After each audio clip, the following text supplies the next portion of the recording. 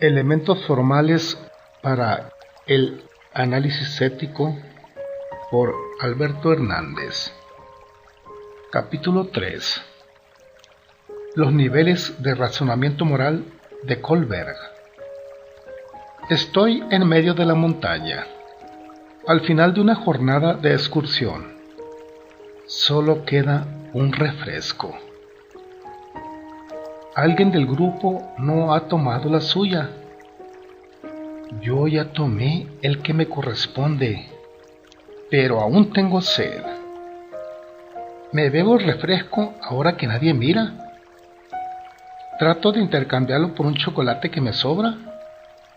Después de todo, ¿qué hay de malo en que lo tome? Existe una teoría formulada por Lawrence Kohlberg acerca del razonamiento que se usa para llegar a las actuaciones éticas.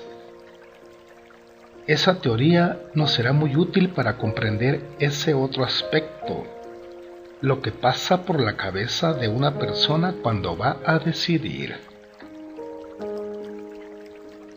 Kohlberg establece que hay 3 niveles de razonamiento que se presentan evolutivamente, de manera que los niveles inferiores corresponden a estadios menos desarrollados, más propios de la infancia, mientras que los niveles superiores están más cerca de la madurez del adulto. Hay 2 criterios que se están usando para establecer dichos niveles. Un criterio se refiere a si el sujeto es capaz de tomar en cuenta a otras personas al momento de actuar, o bien que solamente sea capaz de considerar su propio interés. El segundo criterio es la clase de justificación que se da para la actuación. Así obtenemos estos 3 niveles. El primer nivel es el preconvencional, propio del niño. En él, el infante solamente se mueve por su propia conveniencia. El puro individualismo es la regla de sus elecciones. Es decir, la única persona cuyos intereses son tomados en cuenta en este nivel es el propio sujeto que actúa.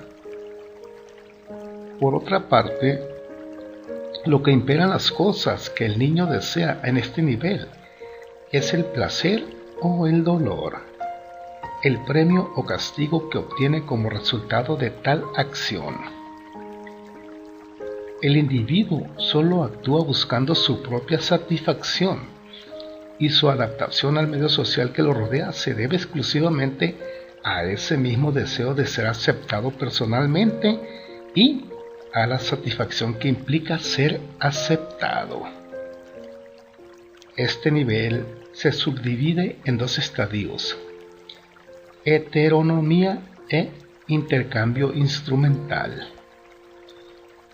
El segundo permite que se dé el intercambio con otras personas, a pesar de la orientación individual preponderante, pero en ese intercambio se garantiza que se obtendrá tanto como se da, y persiste la respuesta a base al premio y al castigo.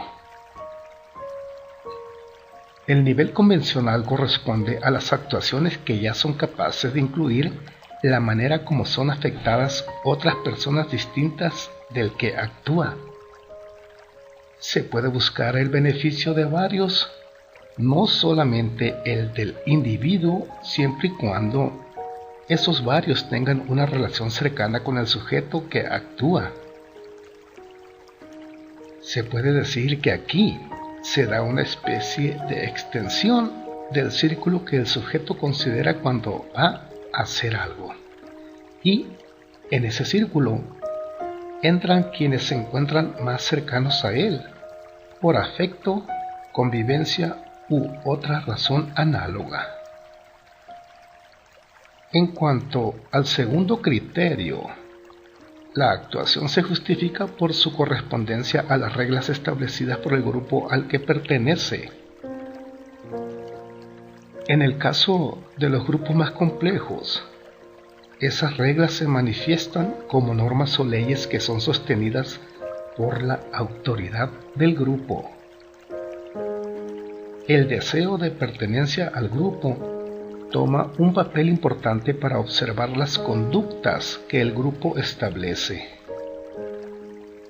Los dos estadios en que se subdivide son llamados orientación del buen muchacho o heteronomía interpersonal y estadio del sistema y conciencias sociales.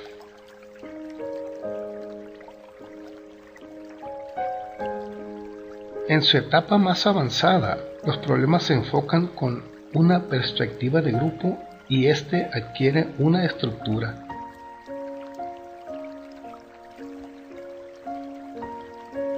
Quizás la comparación sea un poco forzada, pero algunas conductas comunes en los grupos formados por adolescentes se parecen a esta descripción. En un equipo deportivo o un club, como el fútbol americano o los Scouts, hay un gran deseo de pertenencia y los miembros de tal grupo realizan una serie de ritos que sirven para dar identidad al grupo y a los individuos, como el uso de contraseñas, reuniones periódicas y en lugares preestablecidos, pruebas de iniciación o incorporación al grupo. Usan señales de identificación como una forma peculiar de vestirse, peinarse, caminar. Se forman lenguajes especiales y aún se pueden formular códigos de conducta explícitos o implícitos, las reglas sagradas del grupo o su código de honor, por ejemplo. El nivel postconvencional corresponde a los razonamientos que son capaces de considerar a todas las personas que son afectadas por la actuación, también aquellas que se encuentran más allá de los límites del grupo al que pertenece el individuo que actúa. Desde el punto de vista de la justificación de la acción, aparece el deseo de encontrar razones de validez general, incluso más allá de las que se adoptan simplemente por corresponder al grupo al que se pertenece. Valores de orden más universal son los que se aducen para justificar las acciones de este tipo. Los dos estadios que aquí encontramos son el de contrato social y derechos de los individuos, que implica el cambio de actitud del consenso grupal y la consideración de los derechos que valen para todos, y el estadio de principios éticos universales en el que intervienen términos abstractos. Como puede verse, el aspecto más interesante de la teoría es que intenta poner la capacidad de los sujetos de plantearse la razón de sus actuaciones en relación con el grupo social al que pertenecen, o establecer la capacidad de los sujetos para superar los particularismos o individualismos de un nivel todavía inmaduro. Si se considera que el particularismo de grupo puede referirse a algo tan cercano como la familia, pero también el partido, la iglesia o la nación, entonces es fácil ver que la incapacidad para ir más allá de él puede tener consecuencias graves, como en los nacionalismos violentos y xenófobos, y en general tiene mucho que ver con la incapacidad para tolerar las ideas, culturas y conductas distintas de las del propio grupo. Tal vez el problema de la intolerancia podría verse desde esta perspectiva como una incapacidad para realizar razonamientos postconvencionales.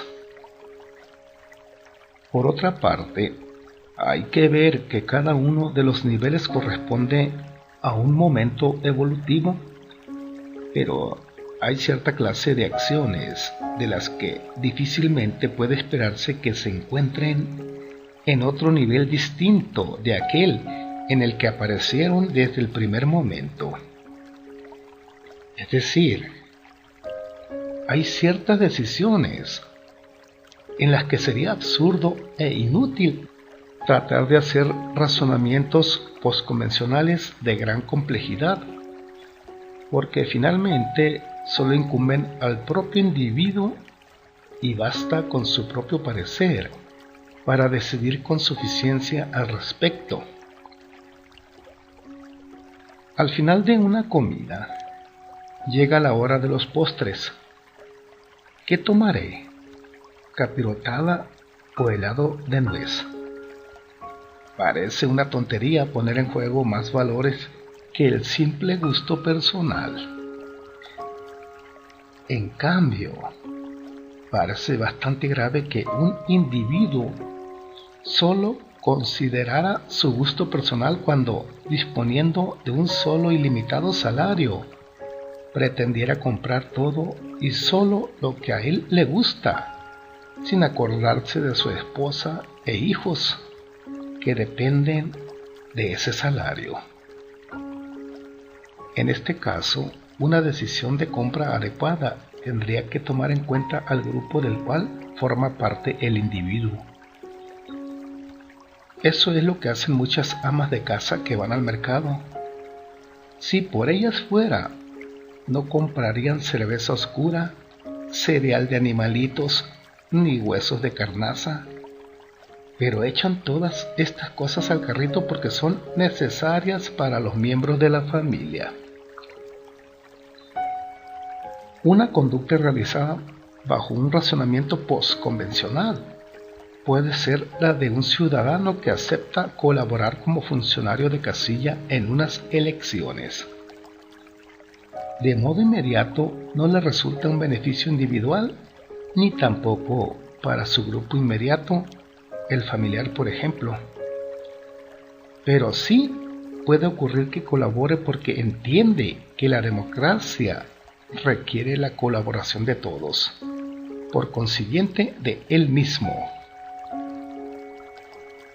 Lo más notorio es que su conducta se justifica no por el placer que le reporta, ni porque esté legalmente obligado a ello, sino por un valor de carácter más general.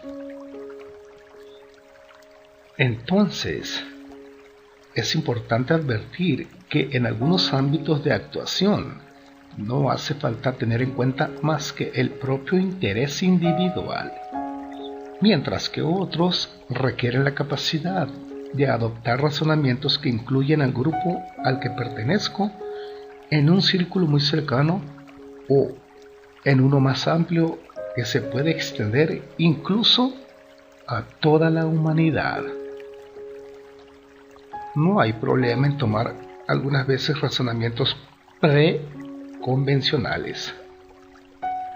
En cambio, habría una deficiencia si el individuo es incapaz, en todos los casos que se presenten, de pensar de otra manera que no sea exclusivamente centrado en sí mismo. Si no es capaz de incluir a los demás al momento que considera lo que habrá de hacer, entonces necesita aprender, crecer o madurar en su modo de razonamiento. Hay que advertir también que estos niveles, tal como los describimos, son formales porque no decimos qué es lo que hay que buscar. A nivel individual se puede buscar para sí mismo la riqueza, o la sabiduría, o el placer. ¿Cuál de ellos hay que elegir en la encrucijada? O de otro modo, ¿cuál de ellos es preferible? Esta es otra cuestión de índole material. Y lo mismo para los demás niveles. El individuo puede buscar para su grupo uno u otro valor material, como puedo preferir para mi familia que sea culta a que sea rica. o en mi empresa, preferir que sea un buen lugar para trabajar a que sea ordenada, o a la inversa. Asimismo, se pueden formar varias combinaciones poniendo distintos valores en los tres niveles. Si pongo como valor preferible el placer, mis acciones pueden dirigirse a la consecución de mi placer individual, o a la del placer de mi grupo, o a que ese placer llegue al mayor número posible de personas. Página 14.